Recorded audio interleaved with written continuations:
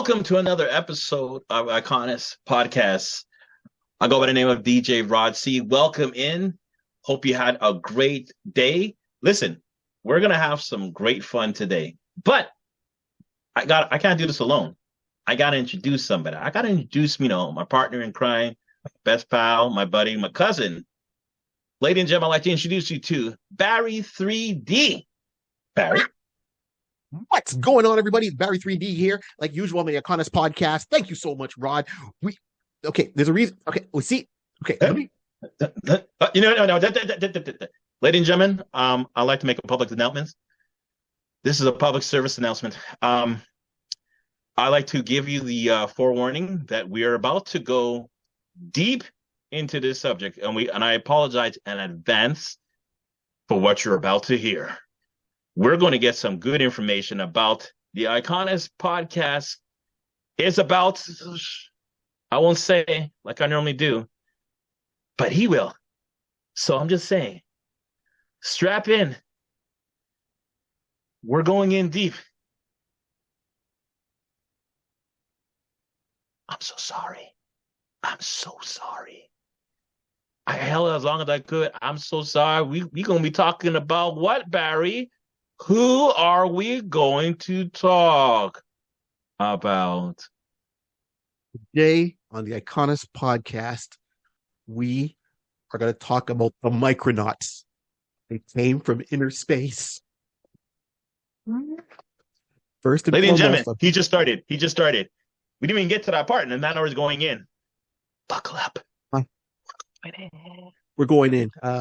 First and foremost, I know I kind of jumped the gun, right? So first and foremost, my voice is going. You see, I'm trying to contain I'm getting choked with. Okay, first and foremost, here we go. Man is making the man. We got to give a round table a shout out. Thank you so much, Rod, for introducing the show because I'm having problems without exploding myself.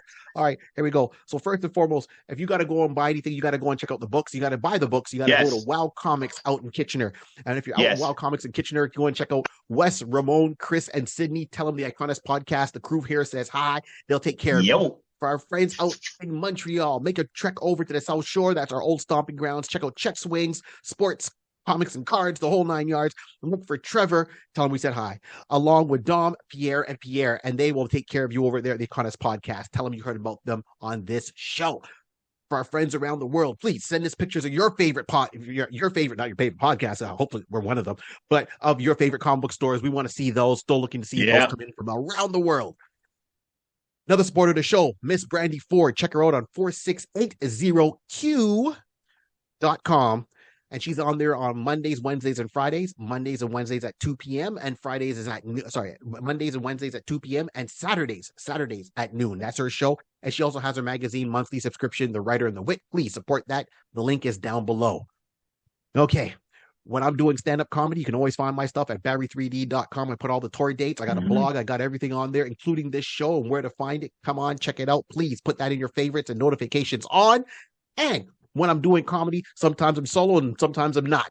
And I'm out there with A Touch of Gray Matter. Those are my brothers, Zolf Ali and Dave Sokolowski. We do a lot of fundraisers and live shows. Please come check us out. Support. And we'll give it right back to you. Tell us you heard about us. Tell us when you see us, you heard about us here. Where? The iConis podcast. Yeah. And then, of course, my cousin who led in the show today. Thank you very much. My man, my legend. He makes the movies quiver. And he does that all the time, multiple times. You definitely can catch him on Mondays now and even Wednesdays, please, on Twitch TV. Rod, where else can I find you? Sorry, you can find me again, twitch.tv/DJ Rod C, but you also can find me on the internet, on the World Wide Web, at Instagram. You can find me at Mr. Rod C. But as well, the world of Tick and the Talk. You can find me on DJ Rod C1. That's DJ Rod C1. Listen, we're going to have some fun today. Oh, wait a minute. There's still one more hidden message. There's still one more hidden person. Who shall that be? I wonder. Very simple. Very, very simple. If you want to do something like what we're doing, you go and head up Podbean. You can put your podcast on there too on podbean.com. We're on there, iconis.podbean. And if you're doing that, you're going to need a logo. You need some templates. You need some graphic design work. And there's only one man and one man you should turn to. And Rod, who is that man we are talking about tonight? J. Bird Digital Art. Jason Reese, you tell him you heard about him on the iConis podcast. He'll give you a discount. Oh, Right on. Manners maketh the man. How are we supposed to do it? Okay. All right. Oh yeah, please like. Like, subscribe, share.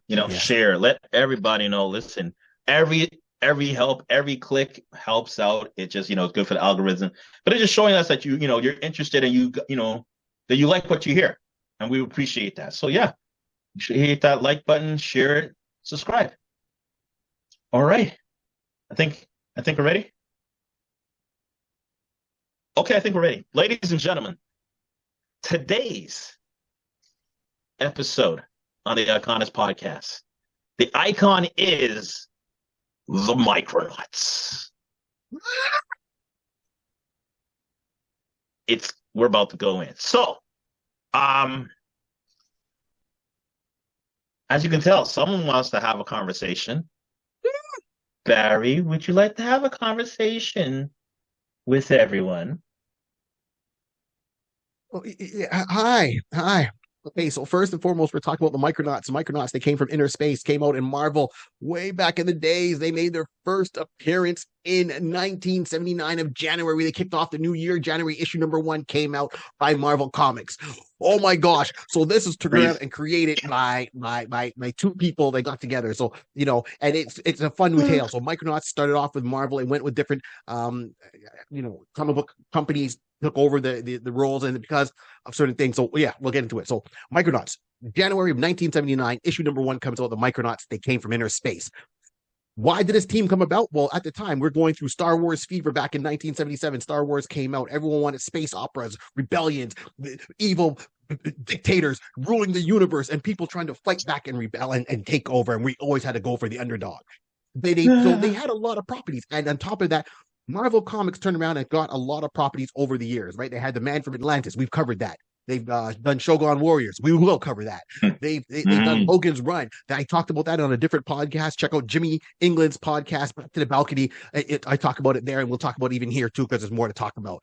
So they covered all these IPs at the time. Anything that was on TV, toy related, Godzilla. He showed up in his own comic book for 24 issues.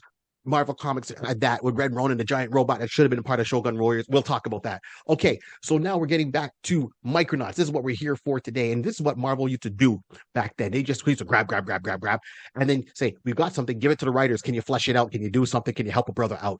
You don't believe that still goes on? Look at Transformers. Transformers, when they came over here to North America, did not even have a name. No, they did not have a name. Each individual character, we didn't have Decepticons and Autobots. They just got a whole bunch of toys in here, and the writers turned around and said, this, and named them all and gave them all personalities.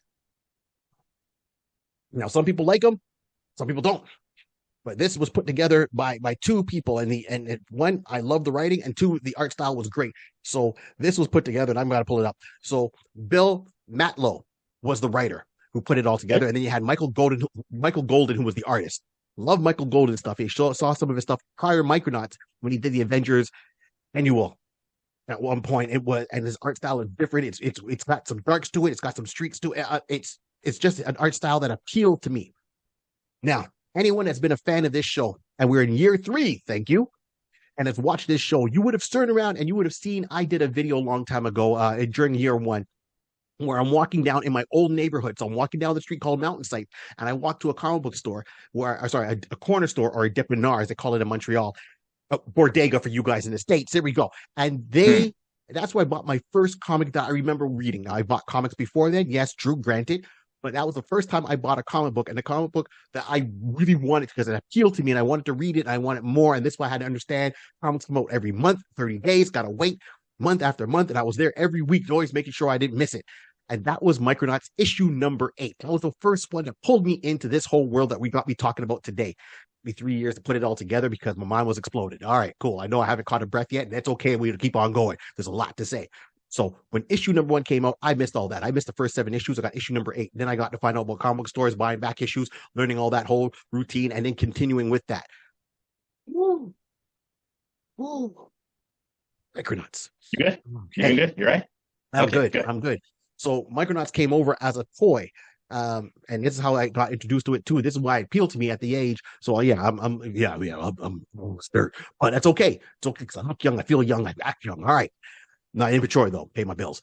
Got it. So I turned around and I saw in the in the stores there was no Toys R Us in back then. If you had to go and buy your toys, you had to go to Bonnie Mart. You had to go to Consumers. That was the mecca to getting all the toys. They had everything. That's right. Bonnie Mart, Consumers. Those were the stops you had to do. Zellers sometimes had some of them in there. Sears. Okay, yeah. Eaton's. Okay, they had good toys. It's like when you watch those old movies like Christmas on 34th Street, and you get in there and you see the toy store. That's what they were like back then. Not the stuff online. Nothing was online. You had to go there and do it. You had to hop a lift with your parents. Go down there with your parents. Say, what's going on? I want to go grocery shopping, mom and dad. It's like, you want to come grocery shopping with us? Sure. Ulterior motive. I'm stopping by the toy department. When they're looking at fruits and vegetables, I'm looking at Micronauts and Star Wars figures, right? And Lego. That's how I did it. Hot Wheels. That's how I was all about. So I'd get in there, do my chores, make sure everything was done, turn around and say, hey, mom, dad, okay, I've been good all week. Here's my grades. Boom. I got high marks in my test. Can I get a space glider figure? They look at the price, go, really? And I go, come on now. Every week I'll be there. And like, Mary, be asking for something again next week. Yes. Now inside, I'm saying, yes, I'm asking for something next week. On the outside, no, dad, good with just this space glider figure. Of course, come next week. Yo, can I get a Galactic Warrior? Can I get a Croyer? What do you want for Christmas? I want a battle cruiser. And it has begun. Yes, it has. Rod even said, like, he says, all right, I'm just holding on. Put the seatbelt on, people. Here we go. So that's where it came out, 1979. That's where it started. I got on there, and there's one issue per month. So I was still, maybe 8 months in. So, there's like summertime, end of summer, I'm picking up issue number 8. The cover appealed to me. Here's a cover. See, that's what I'm talking about. All right, cool. All right, so this is where it got into me because I saw the comic book and I saw the toy figure. Nothing else. And I was a huge fan because to me, Micronauts was almost like a step up from what Lego was. Lego, you get it, it was interchangeable. So were Micronauts. They were almost the size of Fisher Price figures. They were die-cast metal. That's right, I survived lead paint. And they were interchangeable with the stuff they had. And it came in certain characters came in different colors. So you had to find the character you wanted in the color scheme you wanted. Doesn't mean that was a true color scheme. That's the color scheme you had to get. And you sometimes had to rummage around and look for it. So you could have a green space glider, a gold space glider, a bronze space glider, blue space glider was what I'm talking about. That was my guy. Okay. And this is how I got introduced to that. So I had the comic book now and I got the figures and I'm like, oh, this is what starts me down the rabbit hole of collecting and reading and amassing the knowledge. So backtrack and I get my back issue and I start reading more and more. And these guys created a whole world. Now, how did this world come about? Very simple. As I always say at the end of every show, right? A pencil, a piece of paper, and lots of imagination. Keep on dreaming. One fateful Christmas, Bill Matlow was home minding his business. It was Christmas time. His son got a whole bunch of toys for Christmas and, start opening up. And a lot of the toys were Micronauts. So he had a couple of the figures. He had the Astro Station. His son got all this stuff from the get-go, from the jump. I'm like, oh my gosh. And he's looking at this as a writer going, well, what's the story? And then he, walked into Marvel Comics because he was there as a writer and he goes, hey, over the holidays, how were your holidays? Now, I know this is unconfirmed. I'm not saying this is the truth or this is how it really broke down, but I can understand the mind of a man. And I figure it went like this.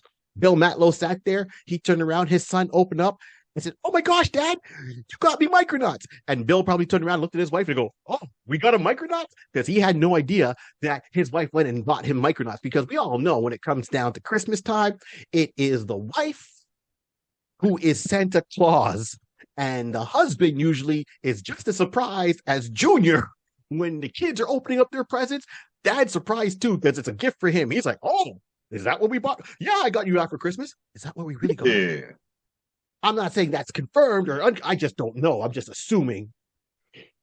Okay. because that's how it happens in my house at times, and I'm sure it happens at every other guy's house. There's sometimes kids get presents, and you just look at your wife, and you're like, "Did we just? Oh I pay for that? yeah. You're Did happy, I? you're happy. Okay, you're good." Okay. You took the Well, 20 I'm from sure my that's wallet. Is happened to you that a what it? couple of Okay, times. cool. Oh yeah, you'd be let me say you took the 20 from my wallet, right? Oh, okay, cool. Yeah. Merry Christmas, son. That's right. Merry That's right. Christmas. That's right. We supply the money. That's it. That's all. We don't know anything else. You'll be surprised as you.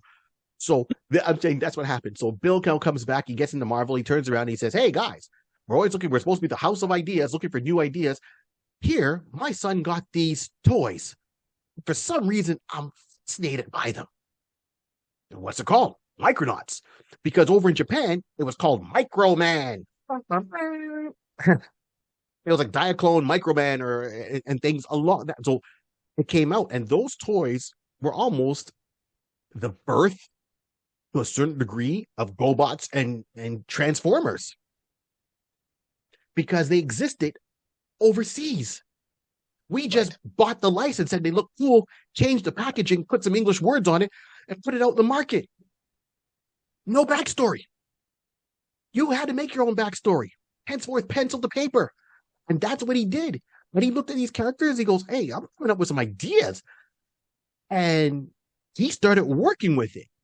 And Marvel's like, "Wait a minute, you got some ideas for these toys?" "Yeah." "All right, let's get our people on the phone to get their people on the phone and let's sit down and have a meeting."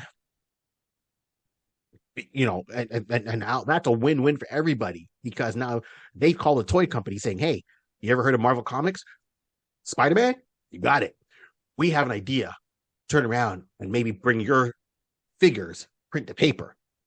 As a toy company with an IP, you just got advertising, monthly reminders. I don't know how they can turn around and look at Bill Matlow and say, "No." I don't know how they could look at Michael Golden at his artwork and go, "No." And even issue number 1 was done by Dave Cockrum. And that issue, the drawing for that, you can't turn around and go, "No." Dave Cockrum and Al Mulgrom. So you can't turn around and say no to that. And then he said, "Well, we need to flesh it out." So we got Star Wars fever. We got these Micronauts. Like the name, what are we going to do? And they came up with the whole concept of backstories for each character. And turn around and even took it a step further, saying, "No, the size you see the toys are the size they are in our world." What? They came from inner space. Okay. So the whole concept, thank you. The whole concept was exactly that. They are humanoid, human looking, some of them, alien races. Their technology is more advanced than ours here on good old Earth. The Earth. Mm-hmm. That's why you're good. And here we are. And he said, "Well, what do you mean you're not going to make them any bigger?" He goes, "Well, you remember Land of the Lost? Land of Giants. That was an old TV show called Land of Giants. We had some people that gone onto a spaceship that was like a plane to fly to another part, and they got, the world, and they got pulled into a wormhole, and they came out and they were on Earth, but then it was Land of Giants. That was the name of the show. So they came from Earth, landed on Earth. Technology is a little bit different because, it's not as advanced from that Earth, even though it's supposed to be on the same time frame. And I'll explain that in a second. And then everyone on there was giants while they were 6 inches tall, trying to survive, get back to where they get back to their Earth. So can you picture you're in a ship and now you're trying to reach outer space and you're 6 inches tall trying to reach outer space? It's a huge leap for us. Can you imagine? So you need a lot more power. So that was Land of Giants. It was kind of, to me, a combination of all that. So Micronauts, same concept. They were in their universe. The universe is within our universe. So if you shrink down enough, you'll actually get into their universe-ish. So let me explain a couple of things. One, what I mean by time difference, I talked about Earth 1 and Earth 2 when we did our DC families and crisis, family crisis. I explained Earth 1 and Earth 2, where Earth 2 seems to be the first Earth in the DC universe. When they did a reboot, it made Earth 1. This is why Earth 2 characters were older. Batman had gray hair. Superman had gray hair. Their power skills were a little bit different. They were just finishing the tail end of World War II, where Earth 1 was present day, where World War II is history for us, and our heroes were younger. That's Land of the Giants almost. Here we are, Micronauts. Micronauts, they come from another universe. Before we get into the Micronauts, let's take a little side thing here and let me tell you what grinds my gears. Hashtag Peter Griffin. We would have had the Micronauts in the Marvel universe right now if it wasn't for who owns the rights to who. Two ways it could come in here. One, if you've seen Ant-Man in the quantum universe, they had to use quantum because they didn't have the rights for microverse. Him shrinking down brings him to the microverse. So characters that went into the microverse before Micronauts existed was Ant-Man, if I'm right. I know for sure the Fantastic Four. To shrink down and get in there, and that's where they had to fight. This one of their villains, was it Psycho, the Master of Fear? He had the board and fear and all that. I think I have the wrong name, but director's picture is up. My bad. It's a Micronauts episode, not a Fantastic Four episode. So we good. Yeah, I'm not pulling no punches on this one. So that was what pissed me off. And if people got the rights to it, it would have been a beautiful segue to bring them in. And even with the Guardians of the Galaxy, the current roster right now that was in the movie, Bug does join. And he's one of the characters from Micronauts. He does join the Guardians of the Galaxy. Doesn't really say what happened to the rest of the team too much, but whatever. That's supposed to be further in the future. So anyways, we get back and we go come from inner space. So the whole concept is there's a whole galaxy within a galaxy. There's a galaxy within our world. And that's how they come in. So when you get introduced to the world of Micronauts, the opening page is you have a couple of people running, shooting in the middle of the street on horseback. It's dark. They're running away from these soldiers. They refer to them as dog soldiers. They don't look like dogs. That's what they call it. You got stormtroopers. You got dog soldiers. There we go. Okay. Hashtag, I don't know which one has worse aim. Oh, I do. Stormtroopers, because I read the books of Micronauts and people get shot. All right, then. The dog soldiers had better aim. And you're introduced to a couple of characters. And they're running. You could tell right away from issue number 1, page 1, there's a rebellion going on. You have Prince Argon and his sister, Princess Mary, riding horseback, shooting back, trying to get to the rebel stronghold. And going, clearly there's a rebellion going on. Very simple, but the art is great. Very dark, but the art is great. I don't mean like it's dark toned in the sense of what's happening. It's just dark, how everything's drawn because it's at night. So you get that established right away. Then, you get a couple of more shots and you get a couple of more pages.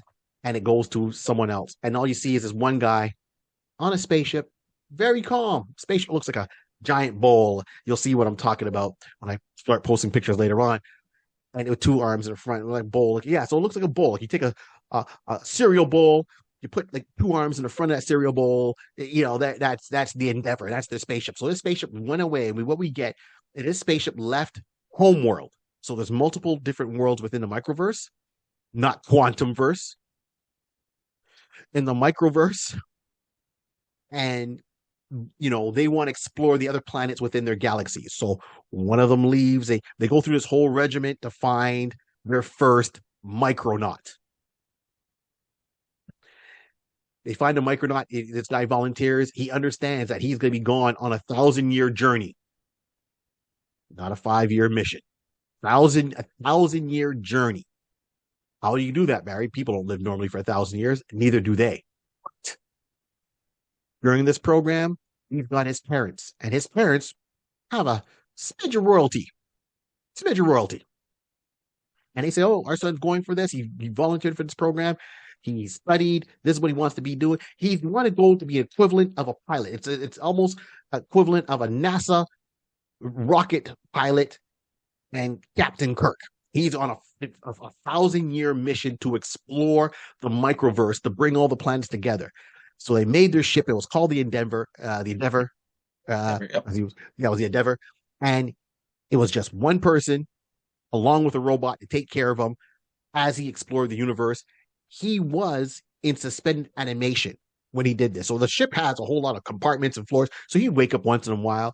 They had everything for him to explore on this ship, along with like a helicopter. Yep. It was called the hydrocopter, the astro station, the Star Crusher. All these things were on there as he went to help him explore and bring a message of peace and community to the universe.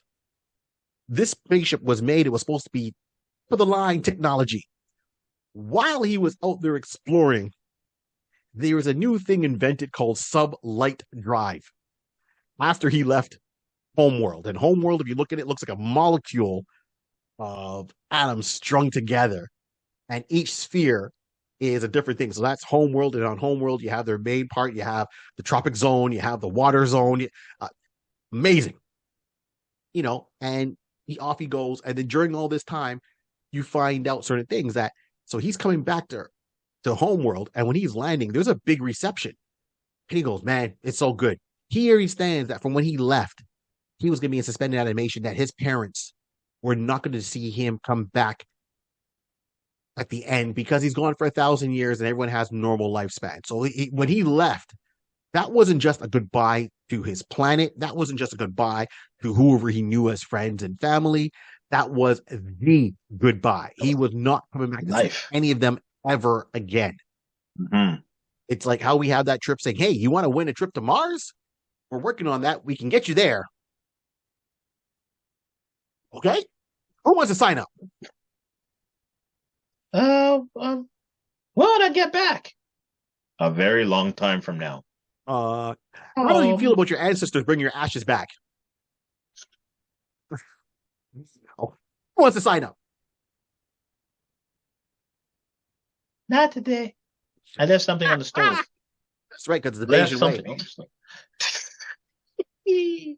You can't get no Bayesian in space on Mars. What? Come on now.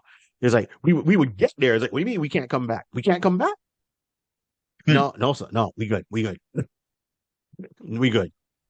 So this is the whole thing. He comes back. There's a big celebration. When he comes off the ship for the first time, he's like, oh man, I'm going to be seen as a welcoming hero. Why does everything look so different? I mean, I expected changes to happen, but what's going on? And then all of a sudden, the soldiers point their guns at him, and he's like, wait a minute. This doesn't seem right. Firetron, start the engines! Pew, pew, pew, pew, pew. Next thing you know, our homeboy, who we find out now is named Arcturus Rand. So Commander Arcturus Rand wakes up in a slave pit, and he's like, what the heck happened? I was gone for 1,000 years. What went on? And this is when he meets two other members of the team that we see in the comic book. So while he was in there, everyone was like crowding around him. Picture Gladiator, but you're in the slave pits before you get out to the games, and people are looking at him, and he's seeing all these, and he's like, wait a minute, I know you're from this planet, and you're from this planet, and I was in your planet like 200 years ago, and what's going on? And then two characters come bursting in, and you find out it's a Croyer and Bug, and they like pop, pop, pop, throw all the rest of the prisoners aside, said, leave him alone. It's like, these people are trying to take his boots. I'm not even joking. Someone wanted to take his boots. Someone was saying he looks tasty, and they literally went to cannibalism. And he's like, and they remember him. Someone was like, oh, you're Commander Arcturus Rand. They came to our planet like 200 years ago, or he came like 500 years ago. Yeah, thanks, dude. And upon talking to a Croyer and Bug, who were pretty much like the ones running that cell block. They were the champions that fought off. Okay. And they're like, hey man, you're so, he's like, yeah, what happened? And they said, well, you left, faster. You left on, was it subspace drive? And then faster than light drive was invented after you left, about maybe your planet about 200 years later. So the whole world got into a battle. It, literally Star Wars. It was like the Empire said, hey, we sent off an explorer, but we got something that's a lot faster. So what would take, instead of taking us hundreds of years to get to a planet or this planet, we can get there in minutes. Imagine how you feel that the thing that you're working on the most has been replaced within minutes. So it's like this is like the writer's strike with AI. They don't want to have AI do their jobs because you lose the heart and soul of the feel of the project. I get it. It might take a writer years, months to write something, and AI can do it in a couple of minutes. Faster is not always better. Okay? There's a dirty joke in there, but you got to see me on stage. All right. And then he finds out that everything he sacrificed and gave up was for nothing. He's thrown in a slave pit. His ship is now, impounded. And he's now got to fight for his life. What kind of hero welcome is that after you're looking forward to getting home that everything has just gone right up in smoke? To make matters worse, you're like, well, what happened? What? And explaining to him what the whole, better engines were made, so forth and so forth. The universe is the galaxy is fighting this one guy, Baron Kaza. Who? Baron Kaza.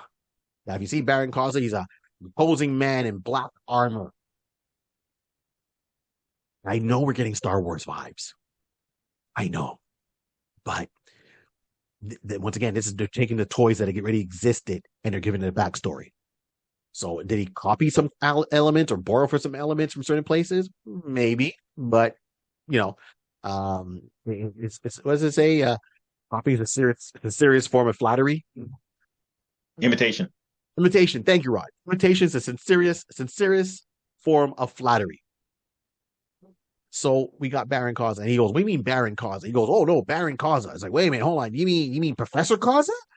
What are you talking about? Well, at the academy, when I was training to be a space glider, hashtag the toy name, I studied under Professor Kaza. He was kind of stern. He wasn't really popular. Treat him like Professor Smythe from Harry Potter. But there was no redeeming quality. And they're like, yeah, well, he was able to find this armor and use his super science. And he came back with this armor and his science, and he made changes. He got rid of the royal family. And at one point, someone says something to Arcturus. And he's like, what did you just say? And the name they said, I forget the name of it. It's going to come up as Cypherus. And so they said two names, which are seen as every comic book has it, right? Avengers Assemble, Clobbering Time, War Cry.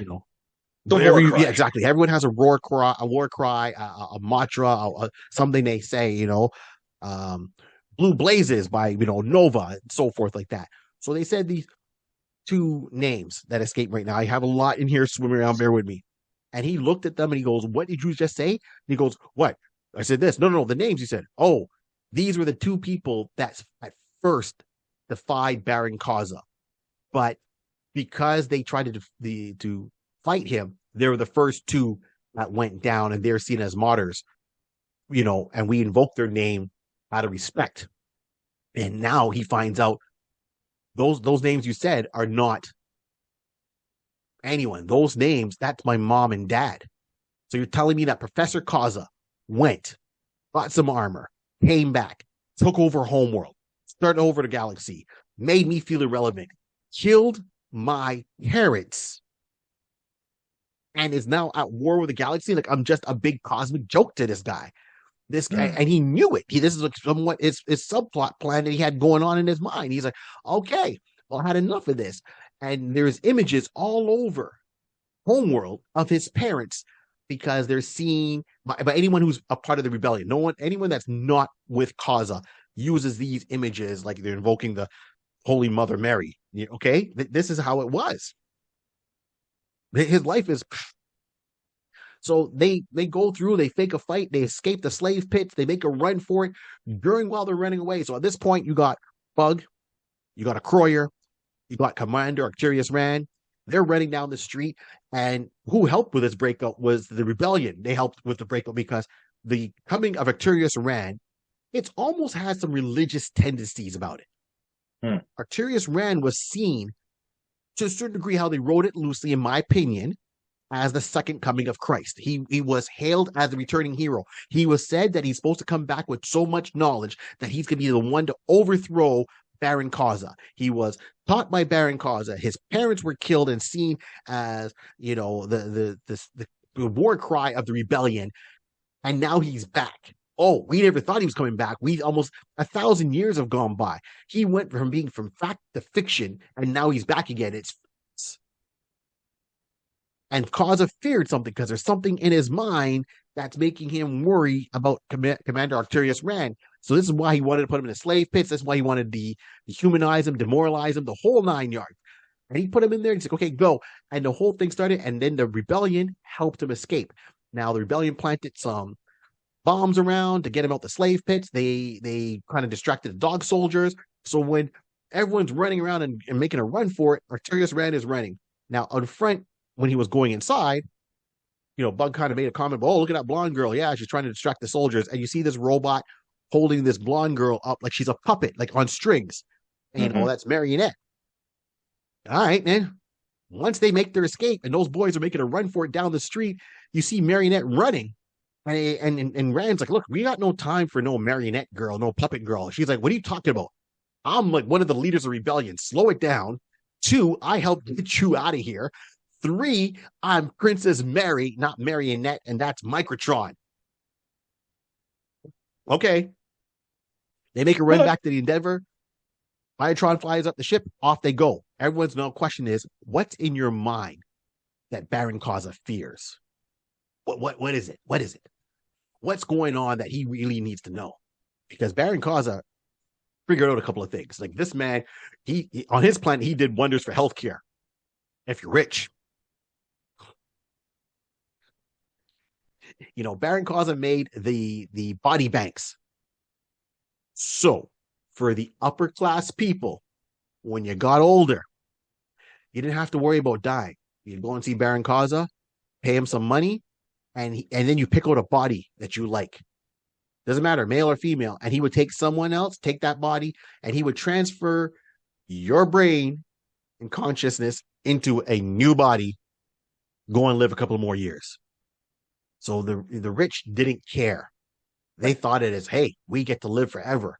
You know, you can wake up one day and say, oh, well, I'm now 90 something years old. Before I die, that's a good looking, strapping body. Okay, you know what? Take my mind. And it's like, if I wanted to take my head and say, okay, take my brain and put me in, I don't know, oh my God, I was going to call it the actor there. I can't remember his name right now.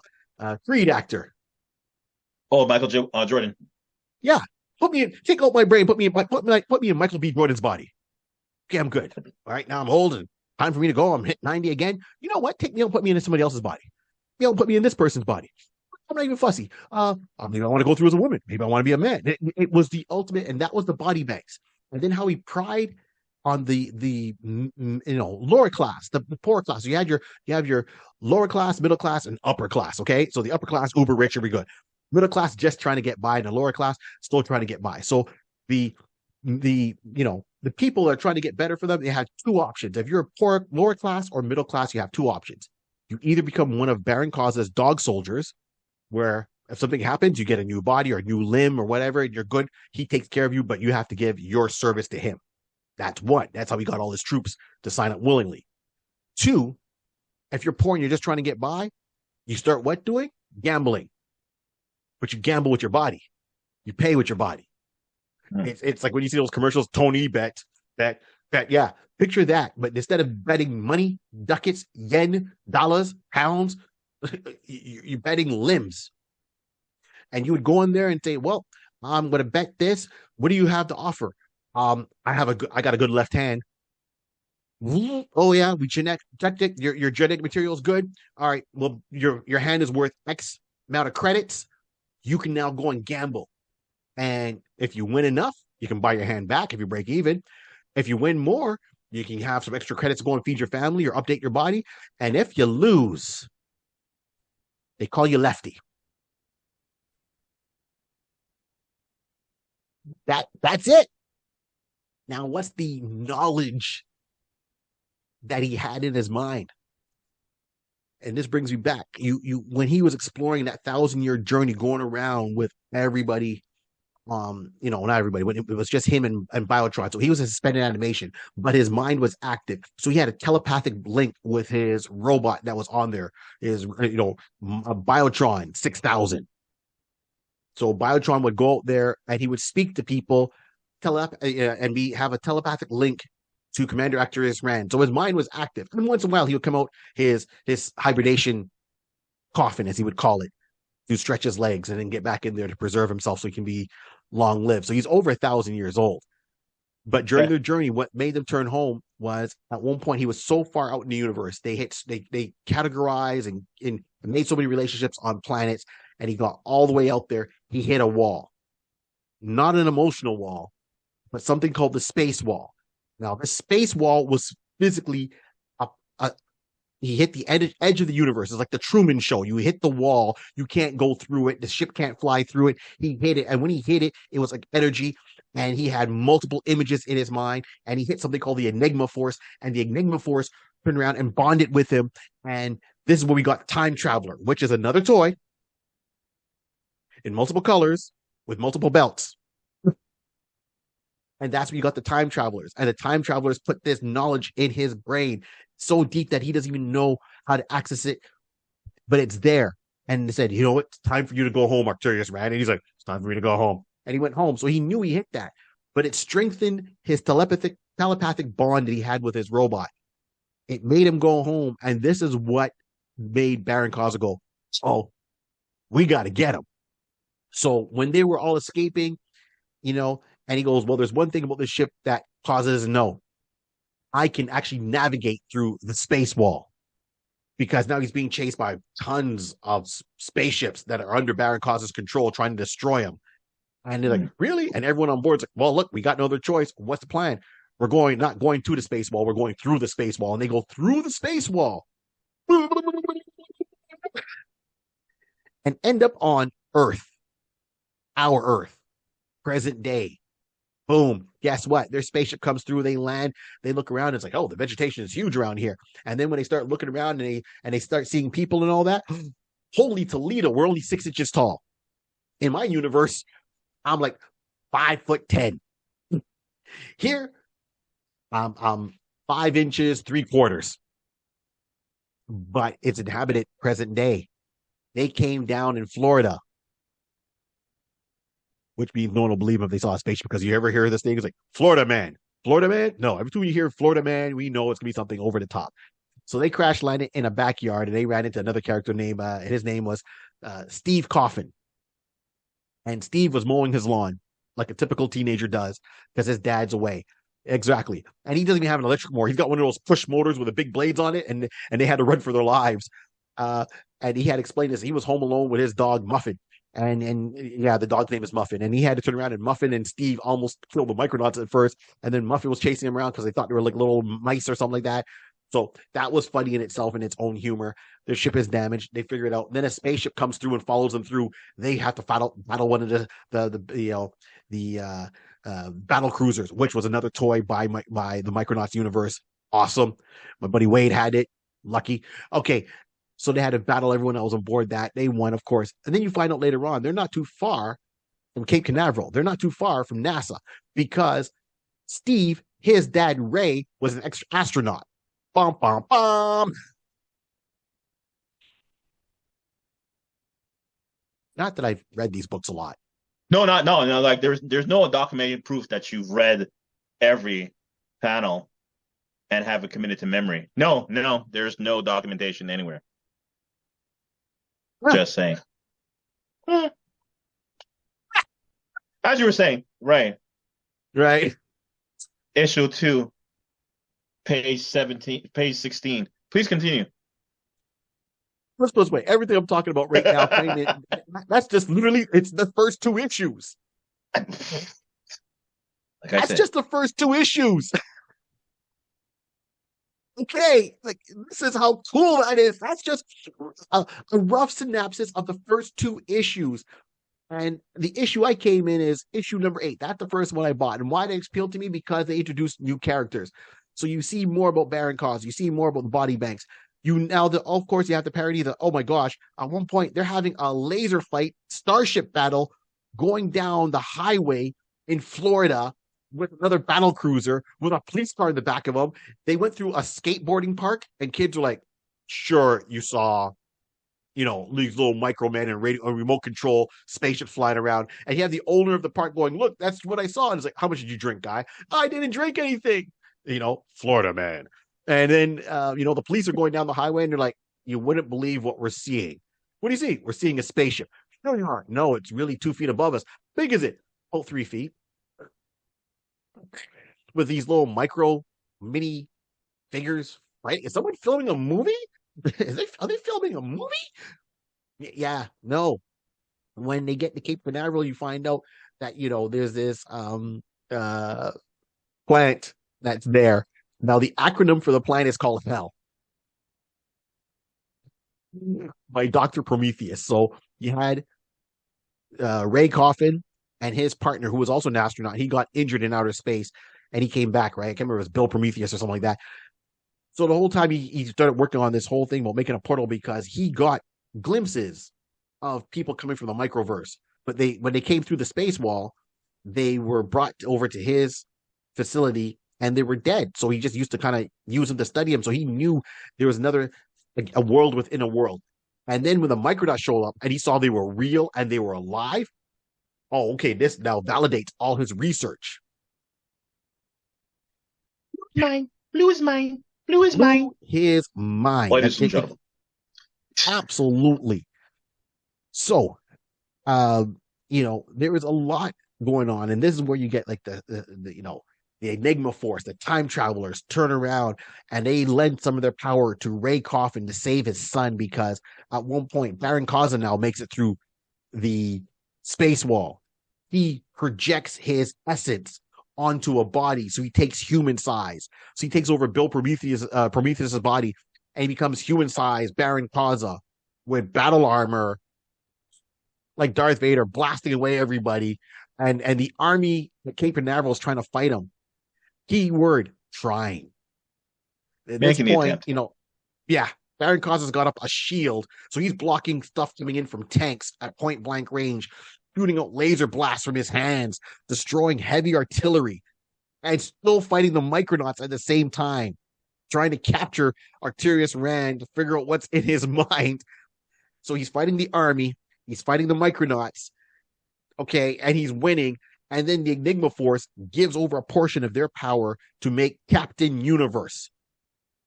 I know it might sound cheesy now, but Captain Universe is awesome. And that persona of Captain Universe carries on. So if anyone is a hardcore Spider-Man fan, will realize he got the power. Peter Parker got the power of Captain Universe at one point. And he gets a blue costume with the white on top, with the home world and all those things on his costume with energy glowing around him, and it allows him to fly and shoot energy blast and even more cosmic awareness. Okay, Captain Universe was so popular that he got his own spin-off book where power would go from person to person who needed it the most.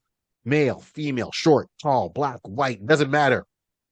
Captain Universe's power would transfer and do that way, and that was part of the Enigma Force. No mercy. I'm on fire. Okay, so get back, and then you meet a Croyer. Now, I know there's a Croyer, and there's a race of Croyers, for example, but a Croyer is actually a prince. And because can't really say his name because it's so complex to say, he was named after his people. It's almost like saying, if me being black and I was the prince of Africa, that my name and they're Africans, I would be freaking. It wouldn't be Barry. You'd be like, oh, look, it's Prince African. Oh, really? Who's his people? The Africans. Okay, then. Okay. Prince Asian. Who's his people? Asians. There you go. Less and cost less on the name tags. They all had their stories. So it's great that you would see this, all these characters from different worlds united together.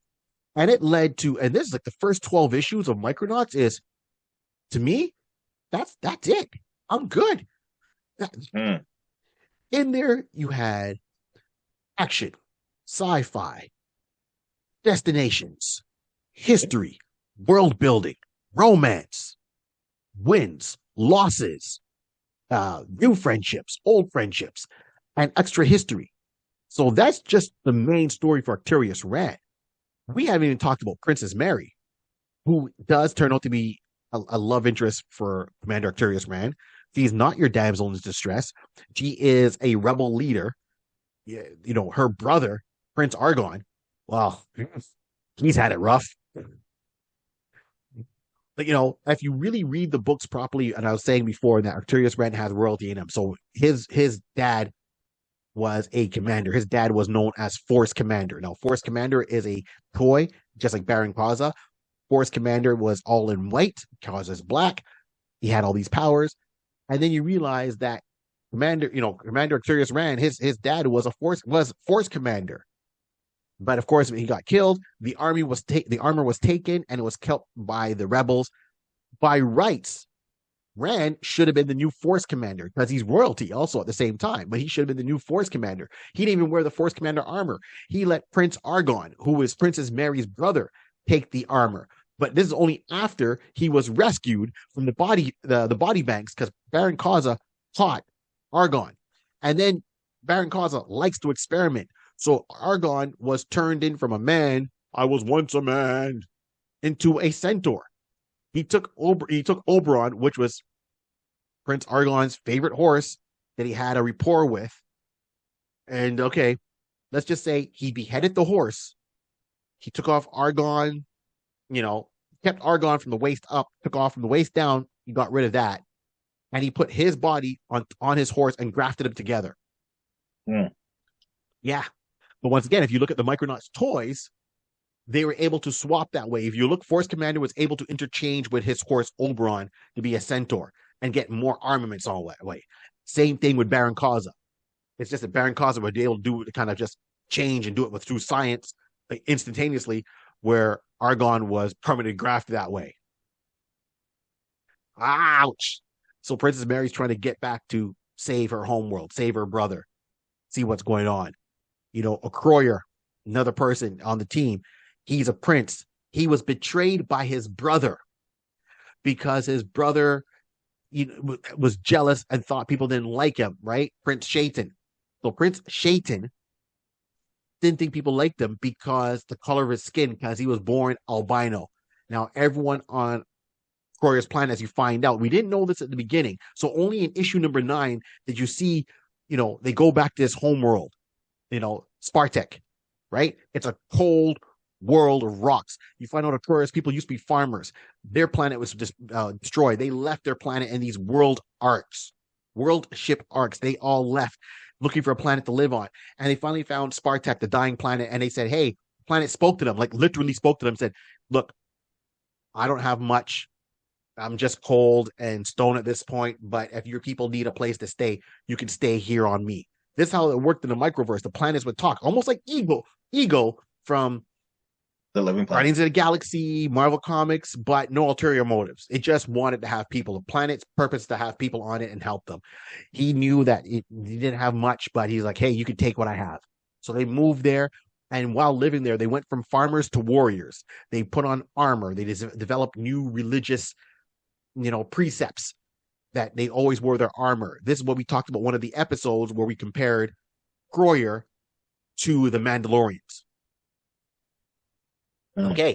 And when he was on his planet, you finally see a Croyer take his mask off. Now, this is where I lost it. Like, this is like issue number 9 or 10. I lost it because I'm like, wait a minute. You're telling me these Spartan-like warriors are all black? One nation under a groove. Holy. As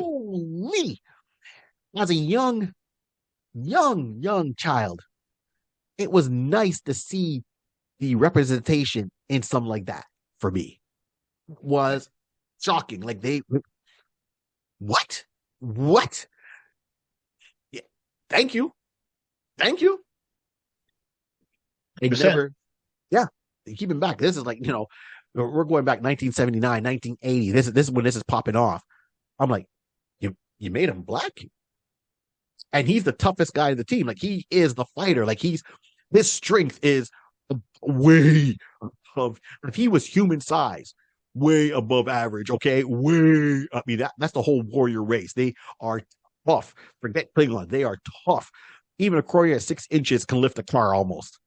A human car. Keep in mind, 6 inches lifting a human car.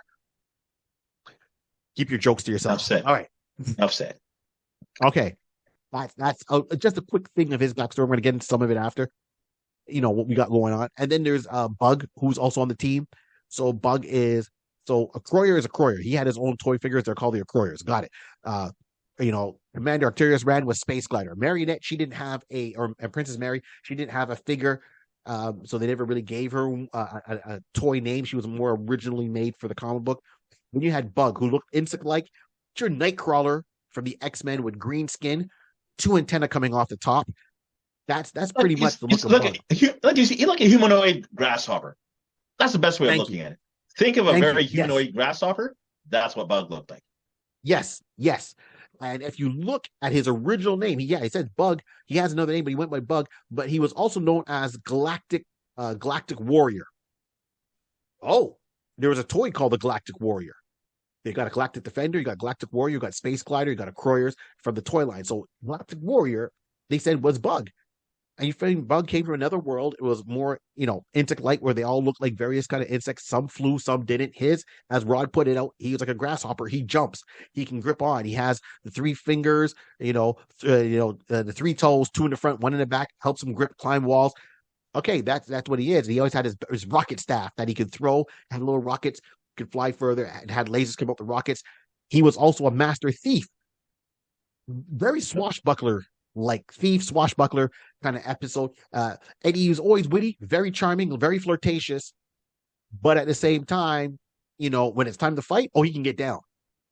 And he was betrayed by his dad at the time. They had a hive mother, so he had one mother, like all of them, like insects. You would have the queen of a hive give birth to multiple, going forward. So yes, he was betrayed by his dad because at one point he saw that Causa soldiers coming over there. He started running a rebellion on his planet called Kalkak, or Kalkik. Bug talks with a tick also. Like he'll say, "Hey, tick, what's going on?" You know, he always has a little tick noise when he speaks.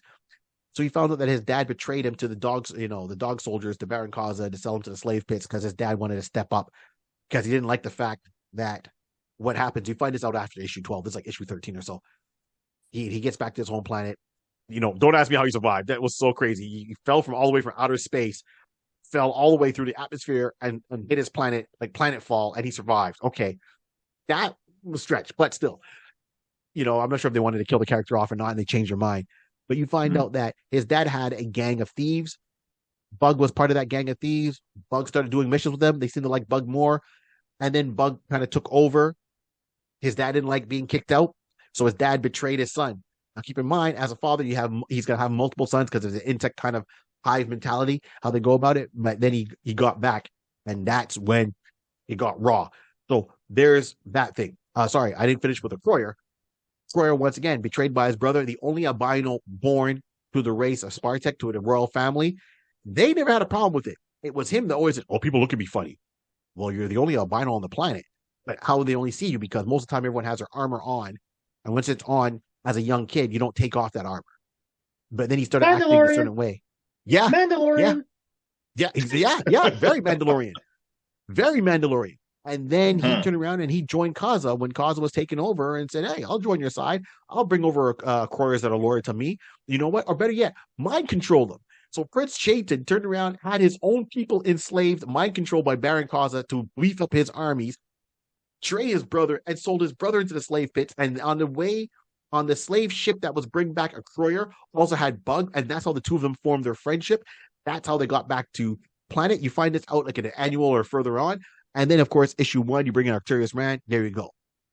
The only 2 other people to mention are the robots, right? Now, they don't call them robots. They call them roboids, or whatever. They're half living, half dead. So they do have, like, depending which one you want to go with, some of them have, like, some living organisms within them to help them function. So there's Biotron, who's the bigger one, and you got Microtron. Now, I know the toys are always pretty big, but, they made them rational to human size. So Biotron was able to fit inside the ship. So Biotron was the companion and friend. He's not seen as a servant, a companion and friend of Commander Arcturus Rand. And Microtron was with Princess Mary. So she was she's royalty. He would be there to take care of her. She didn't have any servants, so he would be there to, take care of her day and night. He would be there horse riding. He would be there to help her out through her daily duties, keep her appointment schedule, and just be there to keep her on top. She was a very feisty, fiery personality. Yeah, just think like basically more like a tutor, like it's her childhood tutor, basically a real boy tutor. So you think like the governor, a governess type of thing, just like an Alfred, who's always there to just keep you in line. Master Wayne, yes. Master Dick, yes. Master Damien, yes. Yeah, so we can go with that. Yeah. Microtron, we can think of that. Microtron is the AKA Alfred. Yes. Yes. I think I like that. Yes, okay. Absolutely. I'm over here, still strapped in. People are like, what the heck happened to Rod? We don't hear Rod this episode. Listen, I'm here. As you can tell, we have two squares. If not here, this whole thing will be just tilted with all the information. I'm just here just to balance out the screen for everybody. Thank you. You're welcome. Wow. Well, we like knew Deadpool. Going in. You're welcome. That's funny. We knew that going in. Oh, this episode was how many months? You guys should know, if you guys watch the show often enough, sometimes when the word Micronauts or it just happened to be, spoken in passing for any of the other shows, how happy he is. So it's only a matter of time. Like, you know what? I think we've contained this long enough. Fire in the hole! Information. More information. More information. So congratulations, everyone. You're welcome. Thank you. We tried as much as possible, but here it is. So that's the name of Rand's parents. So Commander Arcturus Rand, his parents' name was Ardalin and Cyprius Ram. I'm mispronouncing her name, but that's his parents' name. Okay, yeah.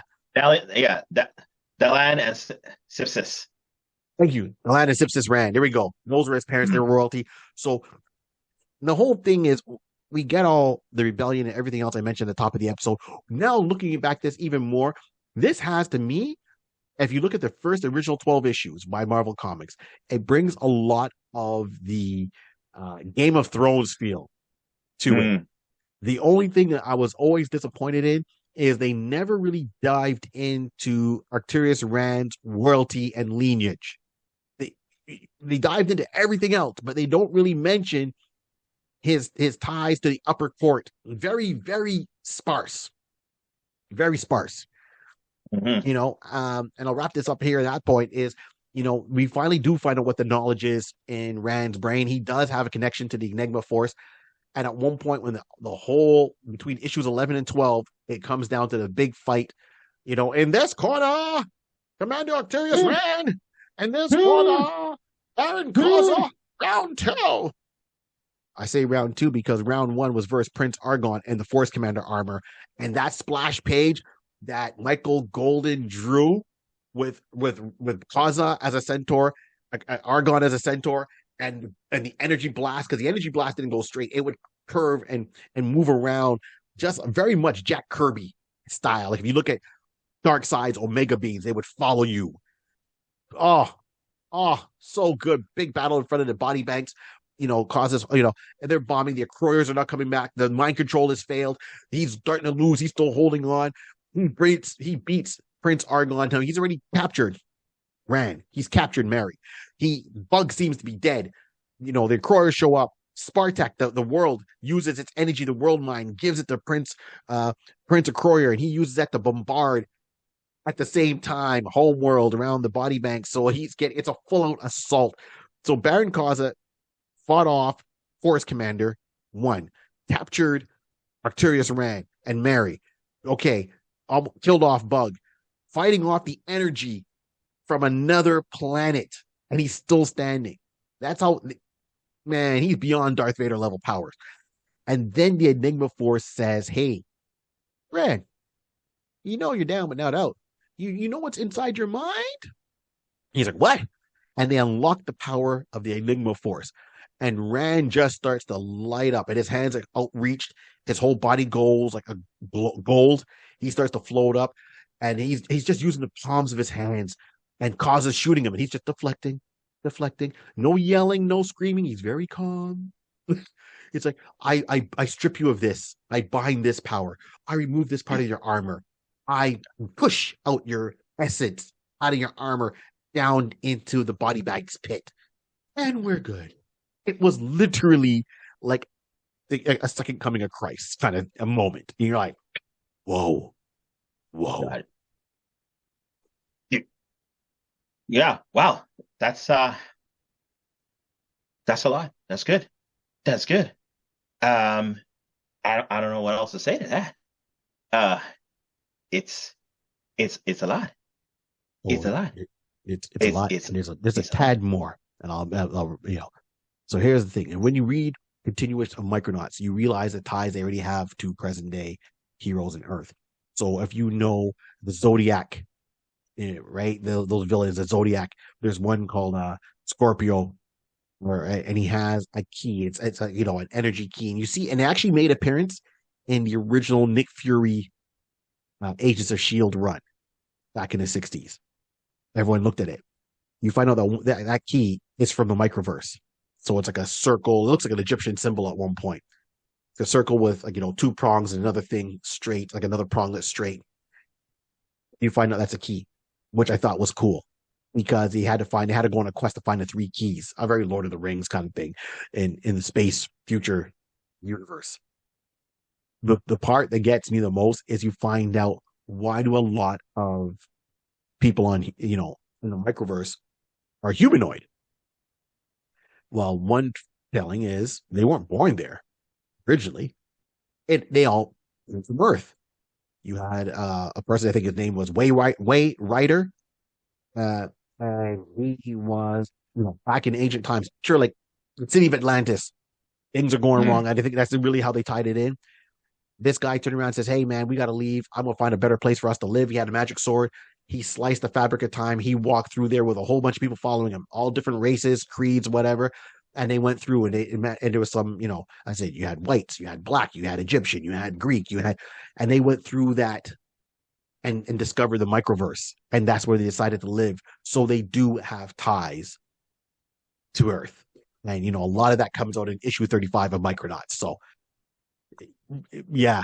Baron Causa, he's down but not out. So he always bounces back. So a lot more on the bone for that one. I just wanted to kind of get that point in there. Mm-hmm. Ooh, boy. Man. Yeah, I know. Well, this brings us to the famous thing. Fan cast time. Rod, I will let you go first on this one. If you had to adapt any of this, how would you do it? How would you want to see it? With who? And go. So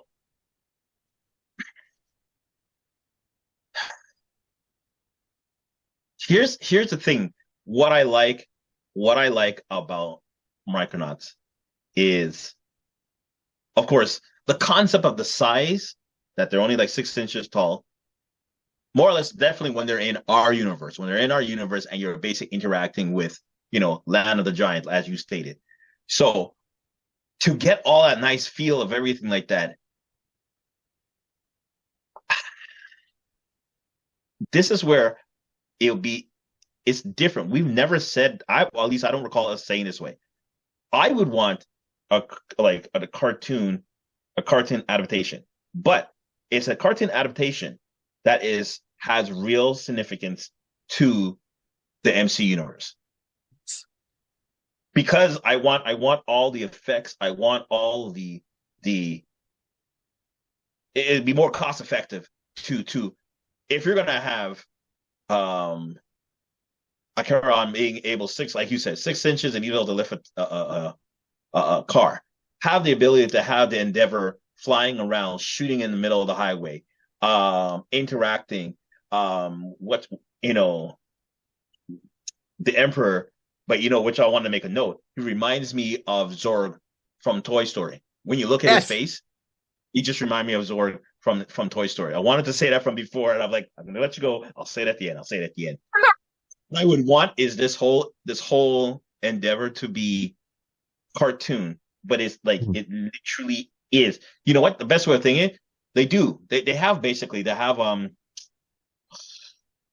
Guardian of the Galaxy, the cartoon that it's already a cartoon, and you know that storyline is dipped into is touching the MCU universe. So I want basically in that type of style. That's what I want. So basically, now I'm going to have voiceovers. So I want to have. Okay, so let's go down the list. Let's go down the list. For Mary, who I wanted for Mary, I wanted. Ladies and gentlemen, I'm just gonna go off of. I want Summer Cree. Okay. Okay. She has, because now I'm just talking about like cartoon voice actors. I want someone who will be able to give me that pull. Now, we know her to being she has the chops. Like I don't know if I'd be able to pull up all the stuff that she's done. Right, but, right. I know, yeah. But she's done too many characters that we could say that I know she'll be able to pull the Mary, giving us the characteristics of basically a princess warrior. It's like a Princess Leia, but she's not a damsel in distress. That's what I want. I would like to see her in that. I would like to see Bug. Now, I guess because I'm in these, oh my goodness, Seth Rogen. I want a little comedy in that. I want a little comedy, especially now because we just finished, they just released the Teenage Mutant Ninja Turtle from the sewers. I wanted to have Seth as Bug. Have a comical, juvenile type of, actor. Mm-hmm. I wanted, let's see, what's this? No, I want, I go, you know me, I always say this wrong. Akira. Croyer. See, I knew I was going to mess him up. Okoye. I want Okoye to be, oh my gosh, why am I just Idris. I don't know why I'm like. Idris Elba. Yeah. Okay. Yeah, I'm going Alba. I'm thinking that no, it's the other way. Right. So I want Idris Elba to be Okoye. Okoye. See, I can't even say his name. Okay. Because I want to have someone who basically have the voice that you can not only recognize. We will know once you know the story that he's an ebony actor and everything along that line, or ebony character, but who has the voice that you realize like saying, oh, he's someone I don't want to mess with. I'm just letting you know right now, I value my life, and you should too. That's it. So let's see now. Who else was left? Arcturus Rand. Now, Arcturus Rand, he is the leader. He's just that leader type individual. I wanted to have, and I think I accidentally just closed the window when I was just moving around getting to Idris. I just closed it now. So now I'm trying to remember who was it that I had. Coronation. I'll come back. Okay, who else was there? I did Mary. Well, there's the two robots. So you got Okoye, okay. You got Bug, right. You got Mary. So it's Biotron and Microtron. You know what? Because I didn't even think. I just didn't think anybody too particular to them. Because I really was just thinking, well, you can get anyone. But as I said, Biot is more like Alfred, as I was saying earlier. So I was just thinking, anybody, not anybody. Yeah. But I'll come back. Come back to me, and then I'm going to try to find go back to my history and find who I was thinking for Akiris. Because I'm like, now I just realized, where the hell did I put that? Keep going. You go. I'll come back. All right. So you can come back with your list and stuff. All right. So here's how it's going to be. So my adaptation was Once again, it's a dual role, but this time I can figure it out, right? So first and foremost, this has to be done as a, this IP has to start as a cartoon for me. It has to start as a cartoon, no question about it, with all the aspects of going on and all that. Especially if you're going to kind of at least try to bring about maybe the first, full of stories. Like my thing is, give me a cartoon. It's got to at least definitely start with issue 1. You got to touch on some of their history. So maybe kind of what would the issue 1, 2, what issues 1 to 5, and give me what they talked about in Micronauts annual number 1, right? Mm-hmm. I know the art was done by oh my gosh, the same guy who did the Creeper and Hawk and Dove, and I'm drawing a blank. It's is it not Bill Matlow? No, it's not Bill Matlow. It's I'll come back to it. But give me that. Here's how it is. So cartoon, cover it with in their contract. I want a lower decks deal. So you do the voiceovers, but when we bring you live action, you show up to be live action of your character. So I went even further to bring them in. So this way we can have the cartoon, establish a history of them. So this way, when they make their live action appearance in the MCU, we're good to go. You'll recognize those characters from on TV, and their voices have dual roles. So I'm gonna work my list down to top. So for starting off with Space Glider, which is Commander Arcturus Rand, straight up, I'm getting Zac Efron. Zac Efron, that's my leader, right? He's got the chops. He can do it. Enough said. Look at his body of work, and we know we can go further. For Princess Mary, I'm going with Gemma Arteron. There we go. Gemma Arteron. So Gemma was the princess in Prince of Persia live action adaptation there with Jake Gyllenhaal. When you do Prince of Persia, Sand of Time, live action movie. So that's where most people recognize her from. She's done way other than that, but that's one of the roles she's did. So that's Princess Mary right there. Then for a Croyer, there's no other person than Kevin Gervaux. So Kevin Gervaux does a lot of voice work. He did the Black Beetle, the voice of the Black Beetle in Young Justice. He's got that deep, gravelly voice, and he's also in the movies Underworld. So if you look at Underworld, the movies, he plays a werewolf. He's a big black guy, werewolf, deep, deep, deep voice. It sounds like 2 stones of granite going across each other. If you see, and he's also a comic book fan, a comic book writer, and he's a comic book artist himself. He actually has his own works within the industry. So that's what I'm going with. With Bug, I'm going with Andrew Koji. So Andrew Koji played Storm Shadow in Snake Eyes, the movie. So Snake Eyes movie, the origin movie of Snake Eyes, he played Storm Shadow. He's also a main person in the TV series Warrior. So he's got Asian roots. He's a martial artist, but born and raised in Britain. So he's got a full British accent. I would not have him change his accent to be anything else but that. He does have some wit. He's got a great smile. I think he could play this swashbuckler character easy, 100% on screen, be it if he's just doing the voice or live action. And live action is where I think he would really shine with this role even more.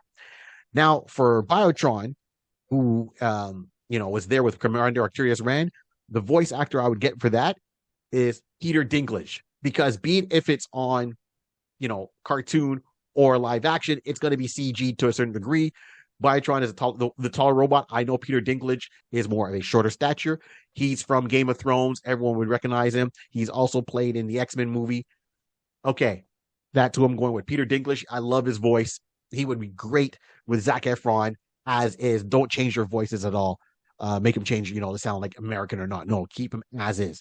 And then finally for Microtron, who would be working along with Gemma, I'm going with the actor Simon Pegg.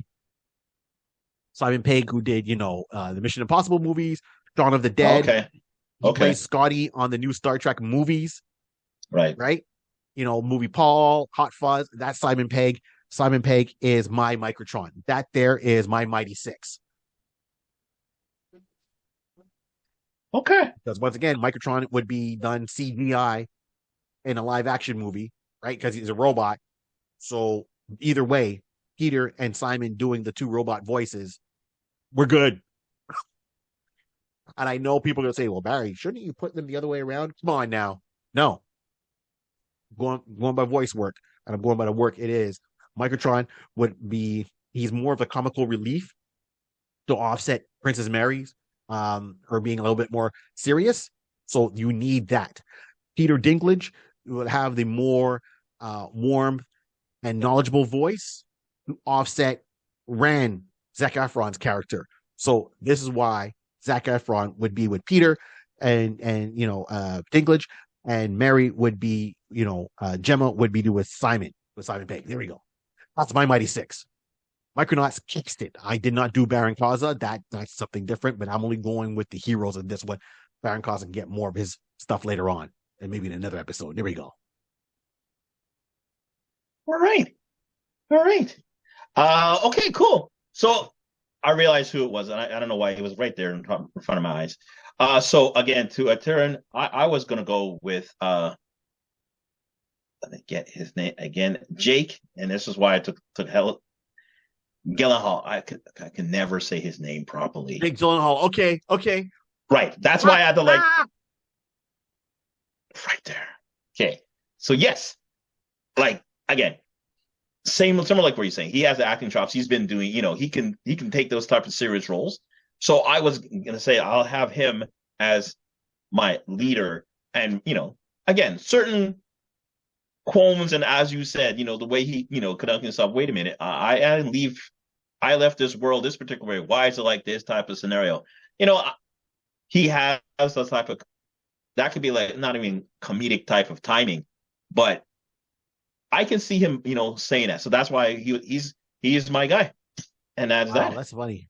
So we both picked actors from The Prince of Persia: Sands of Time. Now, when you said that, that's why I was like, I found it just before you. I was like, yes, it's Jake. I was like, Jake, right. And you said Sands of Time. I was like, that's hilarious. That's hilarious. Okay, so if I got it right in the rundown, so your Commander Arcturus Rand space glider, for you, it's Jake Gyllenhaal. For me, it's Zac Efron. For Princess Mary, you're going with. I was going, because it's voiceover. I was going with Cree Summer. Yeah, that's fine. And I was going with Gemma Arterton. Okay, and then for a Croyer, you went with. I went with Idris Elba. I'm going with Kevin Gervais. Okay, and then for Bug, I had Seth Rogen. Okay, and I had Andrew Koji. And then finally, as I said, for Biotron, I had Peter Dinklage, and Microtron, I had Simon Pegg. I know I went the extra mile. So, yes. There you go. All right. Wow. Thank you, everybody, for tuning in to hearing me just finally ramble and get this out there. We fan casted the Micronauts, said what I wasn't keen on about this quantum universe business and how this can tie in a lot. And keep in mind, please read the books. There's so much out there. And Micronauts, they crisscross, in the Hasbro universe. They're supposed to be bringing them back with Hasbro with their own projects. The Micronauts have teamed up with, depending on which company you can follow. If you follow as an IDW, so forth, whoever had the property, there were some changes, we know. But they've got ties to the X-Men, the Ant-Man from the Avengers. They teamed up with Nightcrawler from the X-Men. So X-Men, Avengers, Fantastic Four. There's a whole issue where they run around with Franklin from the Fantastic Four. And they've teamed up with multiple heroes and tied them in. Alpha Flight, that's right, the Canadian superhero team, Alpha Flight, they're there. So Micronauts have been there for a long time. If we can kind of get everyone together on the same page, and I'm talking not the writers, I'm talking strictly who owns what. The toy companies own certain aspects of the IP. Marvel owns a couple of aspects of the IP. Somebody else owns IP. So this is why it always comes out, and you always seem like you're always missing somebody. Everyone has to get together, as I like to say in wrestling. Come on, man, let's put our differences together. Let's do some business. All right, do that business. If you don't know how to business, you're going to lose out. And this would be a prime time to do it. It'd be a nice shift to see that in the MCU coming out. In my opinion, that's that. Any last words, Rod? Before we shut this one down. Listen, once again, ladies and gentlemen, thank you for being with us today. As you can tell, there's a lot of passion in the Micronaut world. Just saying it, just like that. But yes, listen, I hope you gathered a lot of stuff out of this. It was great. I like the characters. it's a whole round of different, you know, how the best way of thinking. When you're looking for the odd family of different, people coming together and basically kind of like what Barry just said, put your differences aside and come together. This team came together and basically picked themselves up, one by one and realized we can work together. Well, we can work together and then fight off whatever villain is coming after them by the name, well, we got into that. But I like this and I hope you like it because as Barry was basically saying, there's enough meat on this bone that we can connect this to the MCU very easily. Barry didn't really go into too tough, super tough, but he did say Ant-Man in the Quantum Realm. Where do you think Jane Dye was there for the past 20 plus years? We'll leave that for you to think about. We might have to do a part 2 on this. We may have to. We have to. And intertwine back to, and just make the similarity and the connections. And now, we're doing that, ladies and gentlemen. We're doing that. Just don't worry about it. We're doing that. It's coming down the pipeline. Maybe even sooner than you think. On that note, thank you everyone for tuning in. Remember, like, subscribe, and share, rate, and review, and please join and keep us going as much as we love doing this show. This whole world, as I said earlier, was started by a pencil, a piece of paper, and lots of imagination. Keep on dreaming.